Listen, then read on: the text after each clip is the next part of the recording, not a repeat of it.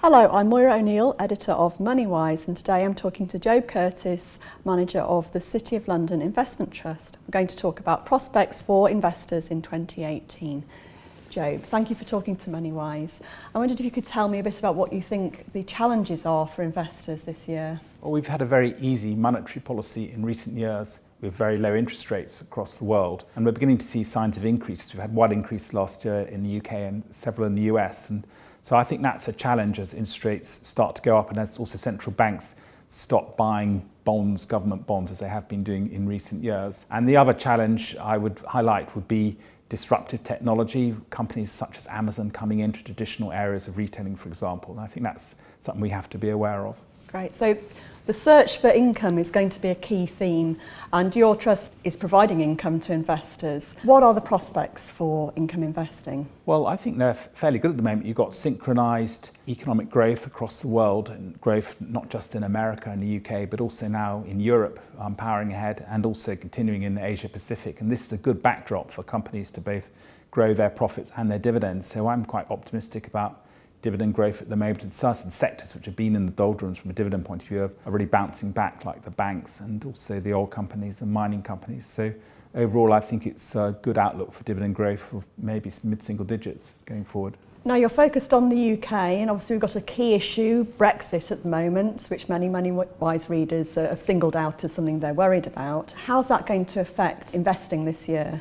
Well, obviously there is a lot of uncertainty in terms of knowing exactly what the relationship with the EU will be for the UK once we exit, and that's still not known. And we've got a negotiation coming up. Obviously, with the UK stock market, you're looking at over 70% of profits come from overseas, and many of the companies are big global companies. So overall, I think it should be relatively unaffected. And I think the big indicators tend to be the pound, our currency, and when the referendum result came in that we were going to leave the EU, the pound suffered a sharp fall, and it tends to move in relation to how the negotiations are going. So last year we obviously made some progress, and the pound actually rose a bit against the US dollars. So that tends to be the big indicator.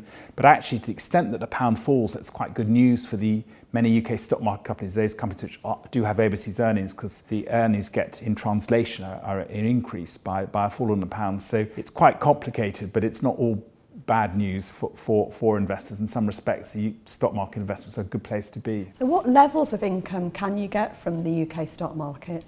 Well, overall, the UK stock market, as measured by the FTSE All-Share, which is the main measure of the index, is around 3.6%. So it's a pretty competitive dividend yield compared to what, for example, you might get in alternative investments such as bank deposit accounts at the moment.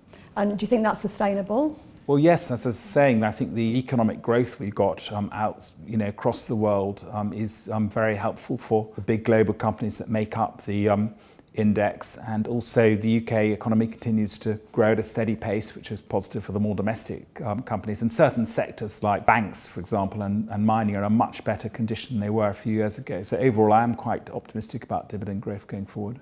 Where are you finding the main opportunities? Well, because we got this very strong synchronized global growth, it's positive for the big global companies. I'm certainly seeing opportunities also amongst the more domestic stocks. And I'll give an example, real estate investment trusts, looking at, say, land securities, and British Land are two biggest ones, are on discounts around 30% to their net asset value. So that looks like an attractive opportunity, amongst the more domestic stocks. What about the big companies in your portfolio? What kind of companies do you hold?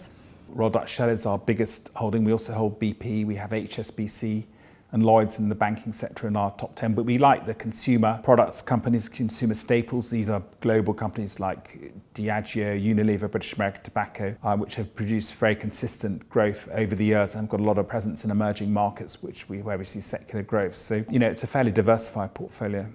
Great. So, Joe, you've been investing for many years. What's your tip for a beginner investor, someone starting out this year? Well, equities produce the best return in the long run, but they are more volatile. As we all know, the stock market does go up and down on a daily basis. So for any new investor, I would definitely take a longer term view. I would look at investing in equities for a minimum of 5 years. I wouldn't contemplate it for less than that unless you're speculating. Great. Well, thank you very much for talking to MoneyWise. Pleasure. Thank you for watching.